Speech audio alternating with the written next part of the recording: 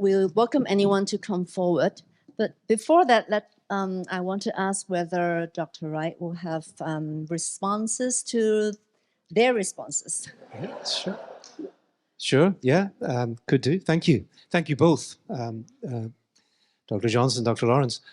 Perhaps particularly to yours first. Thank you for the comments you made, because they're actually quite helpful in relation to both Abraham and Exodus.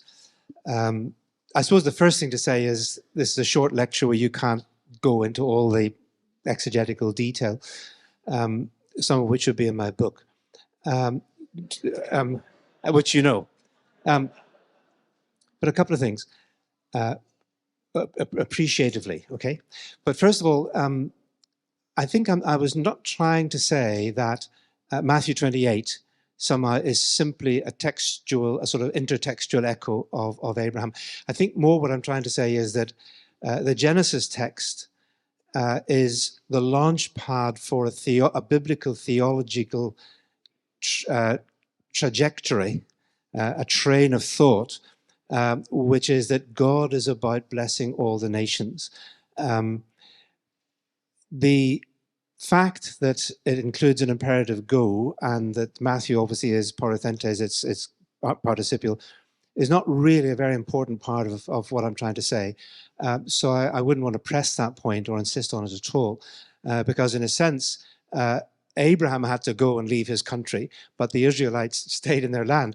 So when we use the word mission of Israel, we need to recognize that I'm not thinking of mission simply in the centrifugal sense of going out to the nations. The mission of Israel was to be something for God where they were, to attract the nations, so there was more centripetal than centrifugal.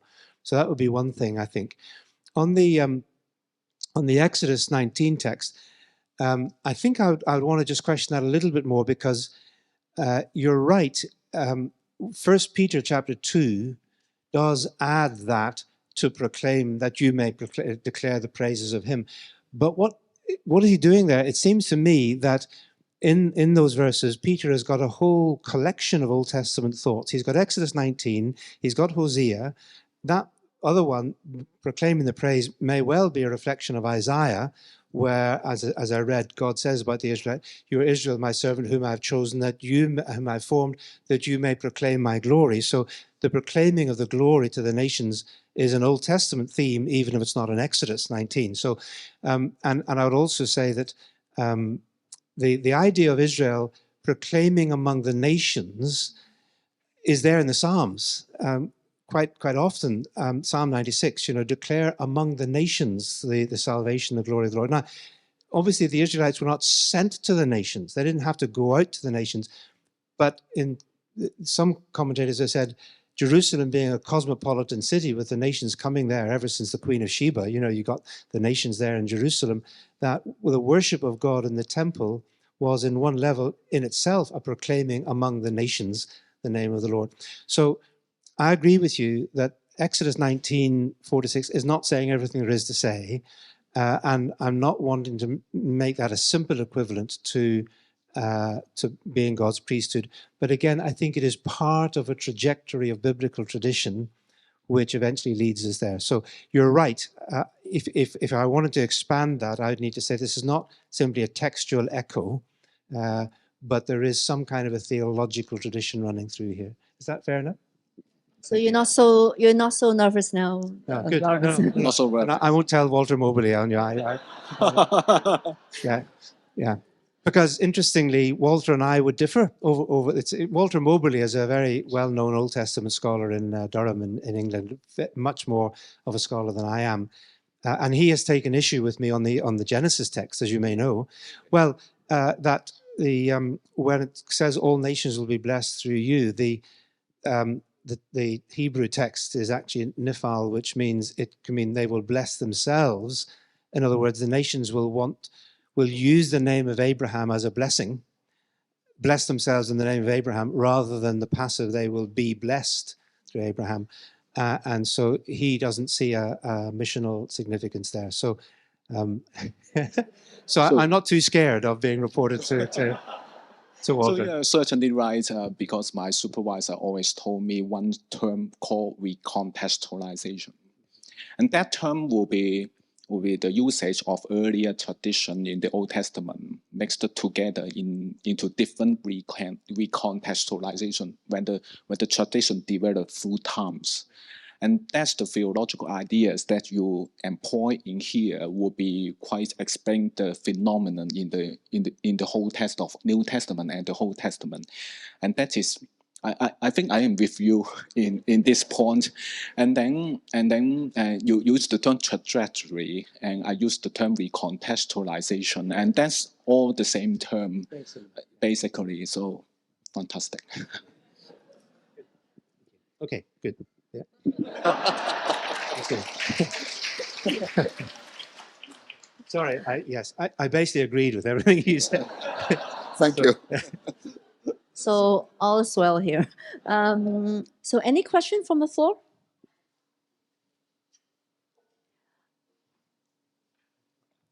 Well, while you're thinking, I get to ask one question from here. As you mentioned that Israel as a nation, even though they have so much struggles and they are not the perfect tribe, or it's not as imagined that their goodness will reflect God's glory, but this is how God's mission works. So will that has any implication, or will that, do you think that can kind of informs us as modern day Christians, New Testament Christians, as to how we view ourselves as God's witness? Because lots of times we often think that, well, we've got it all, we know, we're from the land of the light and bring light to the people in darkness. Can you kind of expand on that observation and enlighten us as modern missionaries? Thank you. I think God gave us the Old Testament, as Paul said, both for our hope, that through the scriptures we might have hope. It's interesting, that's the way Romans comes to a climax by saying to the Gentiles, all of this scripture, it's all so that you might have hope. So there is a positive future. But the other thing he says, of course, in Corinthians is these things are written for our warning. In other words, we learn from the story of Israel what are the temptations and the pitfalls and the idolatries and the mistakes that God's people made, such that in Exodus he was on the point of destroying them altogether, in Exodus 32, and in the exile he drove them out of his land, and only by the miraculous grace of God did Israel's life continue. So the Old Testament, knowing that this story is our story, reminds us that we are just as much guilty sinners in the sight of God as any other nation on earth, and we only are the people of God by God's grace and God's forgiveness and through the cross of Christ. So there's a deeply humbling effect that the Old Testament should have. Whenever we feel, how did the Israelites ever keep going after Baal, for example? We read Judges, we read 1st and 2nd Samuel, Kings. These people are always committing idolatry. What got into them? Why? Well, how are we living from Monday to Saturday in Hong Kong? Baal is alive and well in the Western world and in the capitalist world. Baal was the god of money. He was a god of sex. He was a god of fertility. He was a god of the land. He was a god of business. He was a god of everything that seemed to matter. Yahweh is a great God to have for battles, because he wins battles for you. It's a great day to have on the Sabbath. You get a day off. You get 3 days holiday a year if you worship Yahweh. 3 weeks of holiday a year, actually. But for everyday life, you better just follow Baal. Now, that's exactly the kind of syncretism that the church, through many centuries, has shown. We end up with the same idolatry. We claim to be followers of Jesus, but we basically go the way of the world and don't look much different. So in the end, God has to bring judgment. And my own belief is that the Western world in general, after 500 years of more or less kind of running the world, ever since Europe decided to export itself to the rest of the world, that the Western world is basically under God's judgment. God has said, I've had enough of you people. Something else is now beginning to happen. And the Old Testament shows us how empires rise and fall in the plans and purposes of God, and the people of God, in a sense, also somehow rise and fall within that story and experience times of great success and growth and times of great judgment and suffering and failure. And we need to be humble enough to recognize such times. And when Daniel, in Daniel 9, recognized that the time had come for God's judgment on Babylon, and we still live in Babylon in many ways, he didn't have a glee party and say, great, you know, Babylon's coming to an end. No, he got on his knees and confessed the sin of his people. It was to a penitent, repentant, contrite people that God gave the promise of Jeremiah 29, verse 11. I know the plans I have for you, plans to prosper you and to bless you for your good. Those are plans, very surprising promise of God to a people under judgment. And so I think in the contemporary church, we need to use the Old Testament as a way of understanding and exploring and exposing the kind of idols that still infiltrate the church. I think Western Christianity is the most syncretized form of the faith there's ever been. So we can't really sit in judgment on Israel of the Old Testament unless we're pointing massive fingers at ourselves and our own idolatries. It's a warning, but it's also a hope, because it also reminds us God will always be there for his people. God will accomplish his purposes with the world, and the church has continued through 2,000 years to be doing that, even in the midst of sin and judgment and apostasy. So that's what I think the Old Testament has to say to us, or some of it. So the target and the message is not just for the non-Israelites, it's so much for us as well. Oh, absolutely. Goodness me. Most of the Old Testament is written to the people of God. I mean, you mentioned the oracles against the nations. Those are great chapters, but let's remember that God's real problem in the Old Testament is not with the foreign nations. They don't really know God yet, so it's no wonder they're worshiping idols. They're condemned for the way they treat the poor and you know, their injustice and their oppression, their violence. They're not actually condemned for worshiping false gods. It's almost as if, well, of course they do, because that's their God. But when God's people, the people of Israel, go after false gods, when they know the living God, and then they swap the living God for their idols, that's what bothers God. So God's real problem in the Old Testament is with his own people.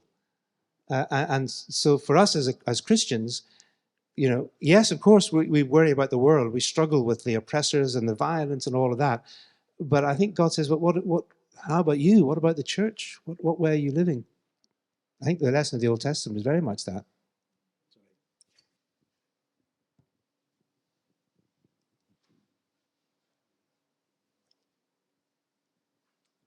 So any question from the floor?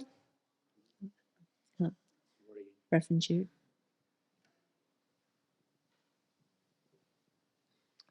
Hi. First of all, thank you, the three of you. Three of you together brought us a very profound hermeneutical exercise. So I enjoyed it very much. I have two questions, actually. The first one is for Chris. In your introduction, you mentioned, you bring us these two very important concepts, Christian mission, Christian identity. I was thinking, I want to make it clear that what actually you are meaning. Does Christian identity derives Christian mission, or does Christian mission define Christian identity? So this is a brief one. I see what you're saying, and it's somewhat difficult to answer the question without it going around in a circle. And if one wants to say, what is our ultimate reality as being God's people for all eternity, then one would have to say that we are created by God for his glory, to worship, to love, to serve him, to enjoy him forever. And we will do that for all eternity. Even in the new creation, we will be serving God, worshiping God, and loving God. So in the new creation, one might say, there will be no more mission in the sense of redemptive mission. We won't need to preach the gospel anymore because, you evangelists are going to have rather thin pickings in the new creation. So in that sense, our eternal destiny is to be the people. That is our identity as the bride of Christ in the new creation. We are part of that great cosmic celestial marriage of God through his Son with his people. But because with that ultimate eternal destiny in new creation is the ultimate, we are still living in the penultimate. We're still living in this historical, broken, fallen creation which God is intending to restore and redeem. It already has reconciled through the cross of Christ. Because we are that people, we have a reason for existence now. So our mission in history derives from our identity as the people of God. So that's the way around I would put it. But I would also want to say that they are inseparable. In other words, you can't claim to be the people of God unless you're actually living for God's purposes in the present. So that's what I meant by saying you can't really define a clock without saying what it's for. And I'm not sure you can define God's people without also saying, what are we for? Now, what we're for in all eternity is to serve and glorify God. What we're for now is to serve God's mission of bringing the nations to him and bringing the gospel to the ends of the earth and restoring creation. So does that help to put your question in perspective? You said you had two. Actually, yes, this is very helpful, very helpful. The second one is about practicing. I teach practical theology, so talking about practicing. I love preaching. I love shepherding my flocks, church members. I really want to carry out my Christian mission. But I imagine maybe in a few years' time, I become dementia. I can't, or even maybe tomorrow I suffer from stroke. I can't speak. I lost my power of speaking. I can't preach. I can't teach. I can't really pronounce benediction to my church members, pray for them. I can't. So what will be your identity? Yeah. Now this is simple because now let me finish. Sorry. The second part is even worse. Is that when you were talking just now, I was thinking of my brother. Mm-hmm. My brother is a few years older than me, and he was born mentally retarded. So for his whole life, mm-hmm. he could not carry out any Christian mission. Mm-hmm. He could not do any witness, mm-hmm. blessing, or serve people, whatever. Even now, he has to be dependent to. He can't look after himself. Mm-hmm. So I'm thinking of my brother. So yeah. Such a person, what is his Christian mission? Thank you. That's very profound and very helpful. Thank you. And my concerns for your brother. That takes me right back. I have several ways of trying to get into that. And the first would be this. It takes me right back to where I started in my lecture, which arose from the aside. I don't know whether it was you, but someone said to me, you're talking about who we are, not just who I am.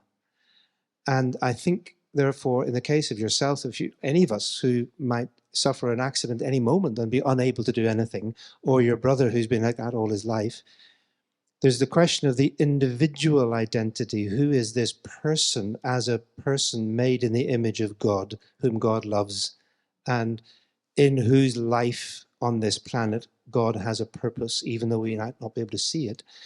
There's a difference between that individualism of the purpose and what I'm trying to talk about, which is our mission as a whole community, why we exist as God's people. And I think we can legitimately distinguish the two, because I ask the same question of myself. You put it very well, but there have been times when I think about myself and I ask, if I were to lose the capacity to do all the things that make me feel valuable, to write, to speak, to have a stroke, something like that, would I still feel myself to be a significant human being in the plan and purpose of God? Would I have the grace to know God loves me, God values me, I have some meaning for my life, not just because I've done stuff and written books, but just because I'm me. And I like to hope and pray that my answer to that question is yes. That God's mission is not just about brilliant people doing brilliant things because they're good at doing mission. That God's mission in a broken and fallen world also includes broken and fallen people. And part of the beauty and the glory of the Christian church all down through the ages, indeed going back to the Old Testament, as I'll say in a moment, but certainly part of the glory and beauty of the Christian church is it has been precisely one community on earth which values the people whom society does not value, the disabled, the blind, the poor, infants, the fetus. You know, from its earliest days, the Christians became notorious in the Roman Empire because they cared for lepers and for people in the plague and so on, and they rescued aborted children and female children thrown out in the rubbish heaps and so on, because something about the Christian community valued human life made in the image of God. So there is something, therefore, about the church as church which has always included such people. And that, I think, is part of the gospel. And the reason I said it's in the Old Testament too is because the Old Testament actually does command compassion for the blind and the deaf in Leviticus 19. You know, had a care for the orphan, the widow, the sick, the outcast. So that, I think, is how I'd want to answer your question, is that by saying that our identity and our mission are together, I'm talking as the church. I'm not just meaning that only individuals who can, quote, do mission are of any value to God. That would be wrong. Because we're all made in the image of God. He loves every human being, and all those who are redeemed by Christ are his children, and he loves them, and he's got a reason for having them here on the planet. So I don't know if that answers your question, but at the moment it's the best I can do. I don't know if you want to add anything, please do. I think the Cape Town commitment, which you helped organize, has a whole section about how church's mission with the disabled people. And there's a very important point of not just evangelizing them, but helping them find their missional role in the whole church. So, yeah, okay, President. So we're there 15 minutes, right? You just mentioned in the Q&A session that there are like two different modes of mission. Well, what you're saying there through the Bible, the Old Testament and New Testament, mission is an integral part of God's people, right? But in the Old Testament, you just mentioned that the way of doing mission is actually be witness in Israel, act as a good nation, so attract people to come to Israel, right? But for the New Testament, the church is really going out. I think that those two modes of mission actually brings about very different results. Comparing the nation of Israel in history versus the church. So I'd like to know whether in the two testaments, those two modes are that distinctive. And the other question is, what does that tell us today? Yeah, thank you. And I would want to say immediately that they're not quite as distinctive or contrasting as you might think. Because yes, of course, Israel in the Old Testament is called to be the people of God and to live as the people of God. But two things. One, God says that's for the sake of the nation. So although it's centripetal, it's not exclusive. So for example, Solomon prays in his dedication of the temple that when the foreigner comes to this place and prays, then do whatever the foreigner asks you. Why? So that your name will be known to the ends of the earth. So the centripetal drawing of foreigners to the worship of the God of Israel is so that God will be known among the nations. So it's centripetal in order to be centrifugal, you see what I mean? And that also is there, I think, in the Psalms, that Israel is that light, the city on a hill, that Zion that will draw the nations, but so that the name of the Lord will go out to the ends of the earth. So the Old Testament, Israel is just there, but it's there for the sake of all. It's like the hub that goes out. likewise, in the New Testament, although, of course, yes, we're told to go to the nations, and there's that going out, which then begins to happen in the book of Acts, it's a going out, to gather in. It's in order to bring the nations to God. It's a drawing, it's an attractional going. And also, it's not that we just go, we have to live. Wherever we are, we live as the people of God. And so the kind of language of Jesus, when he says, you are the salt of the earth, you're the light of the world, a city set on a hill cannot be hid. So what? So let your light so shine among men that they may, what? Hear your great testimony and your wonderful preaching? No, see your good works. The way you live as God's people will attract those who will then come to glorify your Father. Same dynamic is very clear in 1 Peter and in a number of other places, that it's not just the Old Testament Israelites who were called to live as God's people, so are we. There has to be a model in the church of something that actually is attractive to those who come and see the difference and want to be part of it. And again, by God's grace, throughout the centuries and today, that's exactly what Christians are doing and have been. I've got Christians in Lebanon who tell me that there are literally hundreds now, if not thousands, of Syrian refugees that have flooded into Lebanon from obviously very tight Islamic backgrounds, many of whom have heard the gospel for the first time about Jesus the Messiah. They always knew about Jesus, but now they've come to faith in him as Savior. They would never have heard the gospel apart from the outreach of the churches in Lebanon. Same thing is happening, believe it or not, in Ukraine. That the Christian churches and seminaries like this have become refugee hubs and are reaching out with food and clothes and warmth and everything else to people who've lost everything and sharing with them the love of Christ and the gospel and the scriptures and so on. So when the church lives as God's people, then God draws the people in. So it's a going out and a coming in. It's not totally distinct. I think the relationship between the Lord and his people in the Old Testament is in a public view. In Ezekiel chapter 5, we know that Jerusalem was placed at the center of the nations. On the other hand, but we also know that Jerusalem is rebellious to the Lord. But Jerusalem is a major historical object lesson for the nations to acknowledge the Lord. From a theocentric perspective, God still used the failure of Israel among the nations, who in turn recognize the Lord as the God of creation. So I think that even though maybe Jerusalem not acting the intentions, the divine intentions, but from the theocentric perspective, the activity of God still dominant in the world. Thank you.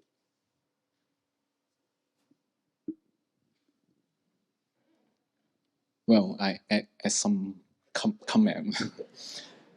Well, I think the major difference between the context of the Old Testament and the New Testament about the witness to the whole nation is not about one is for to come and another one will be to go. I think the major difference will be the different context for the witness or the content of that witness to whom to make.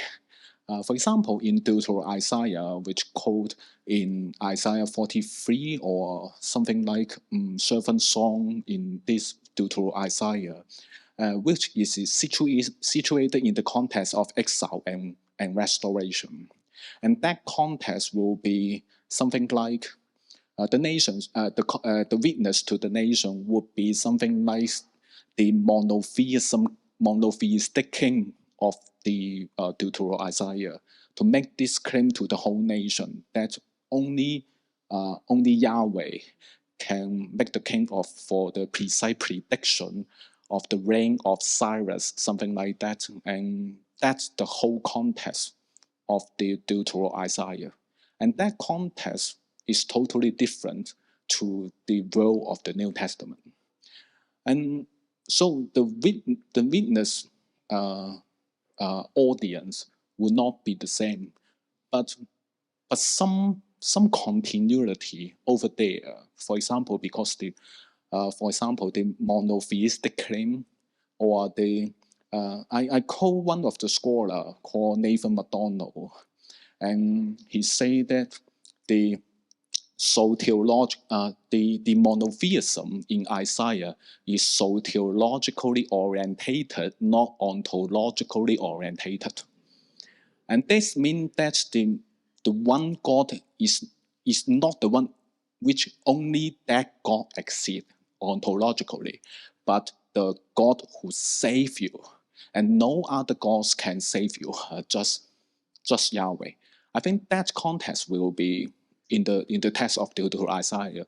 But I think another context is totally different in New Testament. So I insist using the word recontextualization to illustrate that's two different. And so there is something like continuity and discontinuity between two testaments over there. So what I'm thinking about the issue. So that's one comment.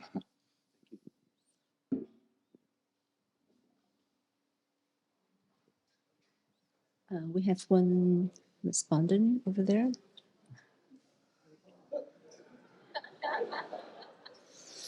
Thank you, Simon. Thank you, Dr. Wright, for your enlightening and joyful nature. And thank you for Lawrence and Johnson for your responses. Well, I think I should not ask my question after our president has spoken. But since there is a few minutes left, I will try to raise my question here. In the lecture, we've discussed the impact or the significance of the exile on the mission of Israel. And I would like to look a step further, that is on the Israelites who returned to Jerusalem and rebuilt. Because I'm a New Testament student and I have an interest in the Second Temple Judaism. From what we see in Israel and Nehemiah, it seems that those Israelites who returned to Jerusalem, the boundary with the nations around them is even more stronger. They try to separate themselves from the nations. And I'm aware that some scholars even claim that we see a tendency of sectarianism in Israel and Nehemiah. That may be an overstatement, but I still wonder whether those Israelites who return is what we see in Israel and Nehemiah a step forward or a step backward in terms of Israel's mission to bring the blessing to the nations.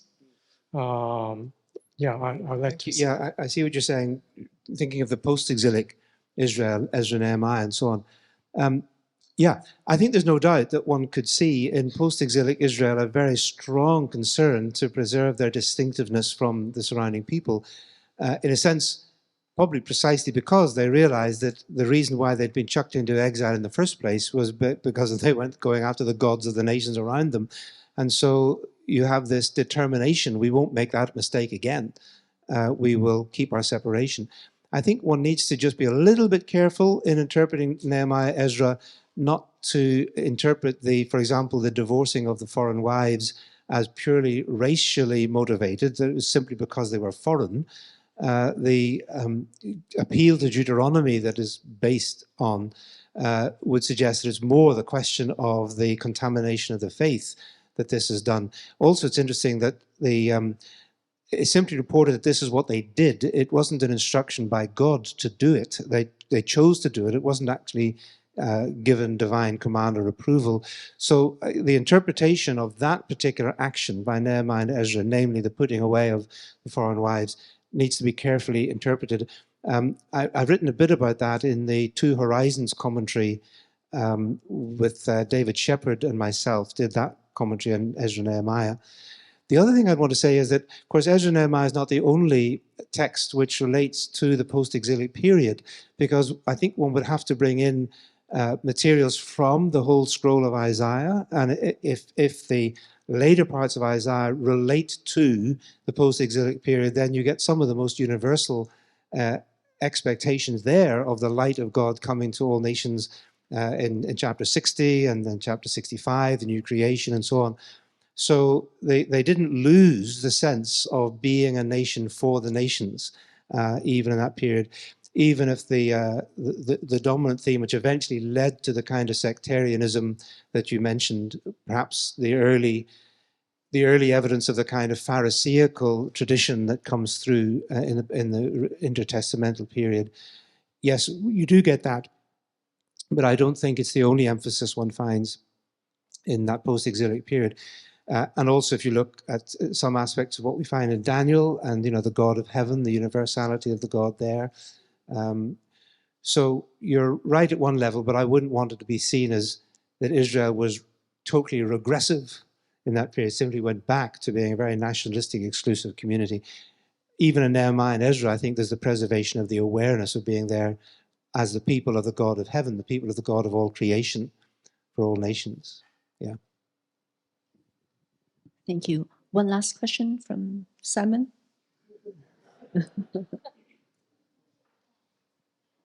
I just want to ask a question, a very superficial question. I'm just curious. After hearing your lecture, it suddenly dawns on me that there's one description about ourselves which is not mentioned at all in your lecture. I think the New Testament church, or Christian church nowadays, always thinks that we are a community that has to raise our prophetic voice against social injustice or anything that we see that's happening around us. Yet, interestingly, most of the prophets in the Old Testament, they are raising their voices as individuals, seldom as a community. So it suddenly dawns on me that whether we are assuming something that is cannot be quite founded in the Old Testament, or what's your comment on that? Thank you, Simon. That would take a lot to answer. I'll try and do it briefly. Yes, perhaps I should have brought in the prophetic aspect alongside the priestly one, because even though the prophets were individuals, they were speaking to the nation as a whole and calling them back to what God required in the Torah. And if one takes any kind of view of Israel of the Old Testament being in some sense a model or a paradigm for the nations, as I argue in my book, Old Testament Ethics for the People of God, then one can't simply put that in vacuum-sealed isolation. Oh, that was all Old Testament. Now we're simply the spiritual people of God. That has nothing to do with us. I think there is a sense in which what God showed he required of Israel in terms of social organization, in terms of justice, in terms of care for the poor and the needy, in terms of imitation of God's love and compassion, all those aspects of Old Testament law which are thoroughly ethical, and I'll say a little bit about it tomorrow, that those are still relevant in terms of things that Christians have a duty to hold up to society and to advocate on behalf of the needy and the poor, to be a voice for the voiceless, etc. All those elements of social engagement, I'm by no means excluding from what I felt in terms of Christian mission. As any of you who've read my books on Christian mission would know, I see a very holistic, integrated understanding from the whole Bible of what God calls us to engage in, so that even, for example, the Great Commission, to go back there, doesn't just say, teach them all that I taught you. That would be purely cerebral. We could teach everything Jesus taught simply by sitting in seminary. Okay, Jesus did not say, teach them all I taught you. He said, teach them to obey all that I commanded you, which is very different.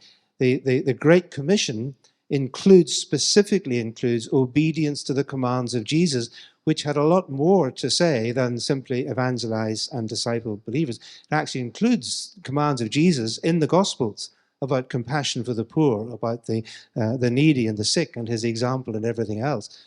So a social engagement of the church in society for the poor and the needy, etc., which is economic and political usually, that is integral to obeying the Great Commission. It's not something else that's added on. It's Jesus says, teach them to obey all that I've commanded you. So that must include practical social action, I think, to be faithful to the Great Commission. So I didn't say all of that because I wasn't really going there today. But I hope that's partially an answer to your question. But I agree with you, it would be good as I rethink these lectures, or if I do anything with them, to bring that prophetic aspect in alongside the priestly one as part of our mission. Thank you. Thank you for that question, actually bringing us into our lecture tomorrow. We very much look forward to Dr. Wright's lectures on Christian ethics and Christian hope tomorrow. The lecture will start 2:30 p.m. and 7:30 p.m. respectively. We very much hope to see you again here. And one more announcement is that the bookstores are still downstairs open, and there are books, some of the Dr. Wright's publications are still available. So if you want to grab a copy of that. So that's it for tonight. Thank you all for coming. And thank you to the speakers again.